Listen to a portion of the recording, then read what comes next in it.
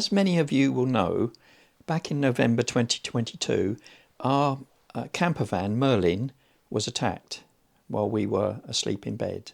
Because of that, we decided to add security cameras for when we do wild camping. We've chosen the Reolink Argus 3 Pro, mainly because it was recommended by a friend of ours who's in the security business.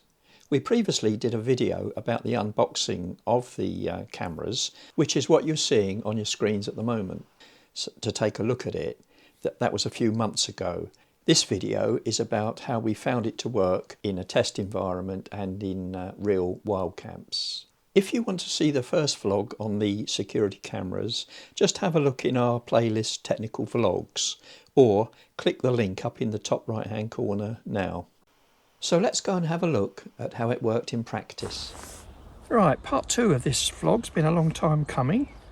As most of you know, I decided to get some security cameras after our little incident. That's Minion 1. So I wanted these to be easy to put out at night. So let's just turn it on. There's an SD card in there. Turn it on.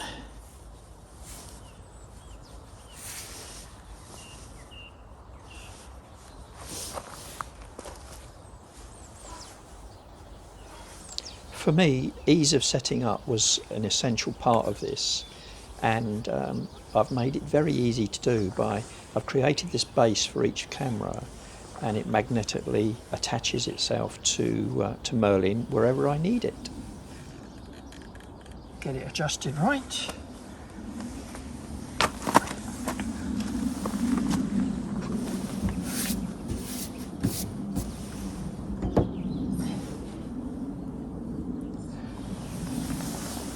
And that's number 1.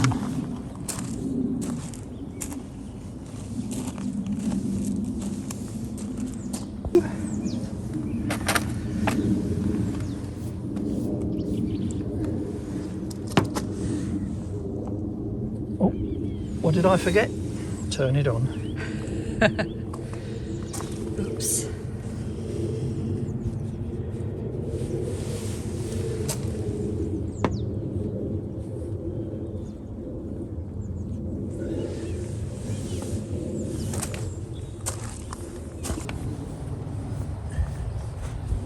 We're on a campsite at the moment, so we don't really need them, but I wanted to test them in this environment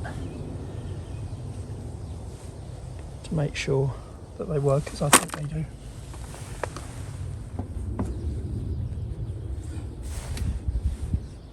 And guess what I've forgotten to do again? Turn it on. That's going to be a problem, isn't it, if I keep forgetting that? Yep. They won't work if you don't turn them on. These are waterproof, by the way. But you're not, so I hope you're not having to do it in the rain. Yeah. So all of those should connect to the Pendragon wireless that we've got in the van, which is a Smarty wireless system. And yeah, we'll see how it goes. I've got options of turning on the audio, the lights, the automatic recording is set, so you can't turn that on and off. So yeah, see how it goes.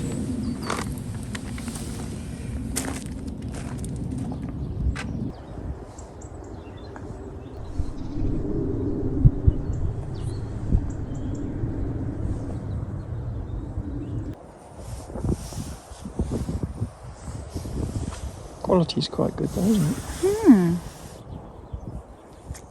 Doesn't make me look 25 though, so not that good. They're cameras, darling, not miracle workers.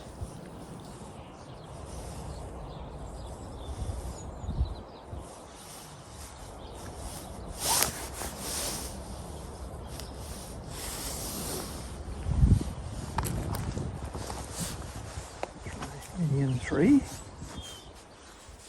Right, I'm going to try and show you some of the features that you access through your phone. There's quite extensive what you can actually see. But this surprised me. I never expected the sound to be this good. This was recorded, and you can hear the birdies. It was very nearly dark, as you can see from the light on the shed, but the bird sound was very surprising. Very pleased about that. This is landscape view on my phone, and this gives you the biggest preview that you can possibly get. Of course, you can turn the phone round and you can then see in list view, which also gives you some of the controls, as you'll see now. And you can turn the light on and off there manually. As you can see, that one's just illuminated the top right hand one, so you can now see more detail at night with the light on, which is quite handy. Of course, if an intruder had walked into that view, the light would have turned on automatically anyway. You can adjust the sensitivity so that maybe small dogs could be seen or not, depending on how sensitive you made the cameras. It will detect people and cars anyway.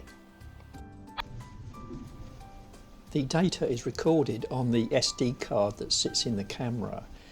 All three of these have 128 gigabyte cards. Right, I'm inside now, but I'm going to go out and check on the cameras and make sure they're turning on. So let's see. Yes, and there is the light that comes on, so that's good. And I'll insert the actual video that was recorded. So let's go around the other side, have a look at the other one. It should activate, and if it does, I will also show you the footage that yes, it's come on. This is the footage of that. Here's an example of playing back a bit of video. So I select here the actual video that I want. They're all listed in date time order, and just press play on it and it will load it and run it. This was us coming back from a walk, and the camera picked us up and recorded it. The settings page is quite vast, and there is one in fact for each camera. There's loads and loads of different settings that you can tweak to get whatever effect you want. The purpose of this video isn't to do a tutorial on how to use it, so I'm not going to go through each one. But suffice to say, there are plenty of settings. You can make it work to save battery, to record more data, to record less data, to put lights on more often, to record sound or not to record sound. You can even schedule it. You could, in fact, if you wanted to, set it up so that you could record a sunrise automatically without me having to get up, which sounds great actually. I also think it's worth noting that in a real live situation, I've used these cameras now about 5, possibly 6 times, and the batteries are only down. The last time I checked, they were only down to about 83–84%. They don't come down exactly the same, it depends how often they're triggered, but very, very pleased with battery life. It seems to be working really, really well. And the data is, I think what happens, the new data overwrites old data, but I'm nowhere near full. It's just a drop in the ocean as far as the SD card capacity is concerned. So I'm really, really pleased with these. You can of course fine-tune the alerts so that it will either email you or it can actually beep your mobile phone to alert you to vehicles or people, because it can detect the difference. But the good thing is you can fine-tune it so that it's not annoying, but just tells you what you need to know. It's also worth stating again that this is working piggybacking off the router that we run in Merlin. So the router creates a Wi-Fi in the van, and these 3 cameras are all picking up that Wi-Fi, in this case called Pendragon. So they pick up Pendragon and everything is fed back to the phone through that. And the range seems very, very good as well. I have in fact tried a camera sort of 10 metres away from the van, and that worked fine. There's no doubt that these cameras are really great for our confidence getting back into wild camping. For example, here we heard some noises outside, wondered what the hell was going on, and had a look at the phone, and it's quite clear there's nothing to worry about at all. But it's all being recorded. We did use the cameras a lot when we were away recently in one of the Scottish islands, and it was really, really useful. In fact, on this occasion, I went out to check the cameras at night and I saw this. If I hadn't gone out to check the cameras, we probably would have missed this. Oh, I'm so excited. So to summarise, I think these cameras have been well worth it for us. They cost me about £82 each. I don't think I need a fourth one. And thanks very much to Adrian Brennan, who recommended them to us. We also picked up this little fella at one of the wild camps. Who knows, maybe I could utilise these cameras for other things as well. So all in all, I would definitely recommend these cameras. They seem to be working for us. If you're interested in them, there will be a link in the description of this video. I'm going to leave this video here, but don't forget, if you want to join our Facebook group Wizard in the Wild, just find Wizard in the Wild on Facebook and click join, and Ellie will let you in.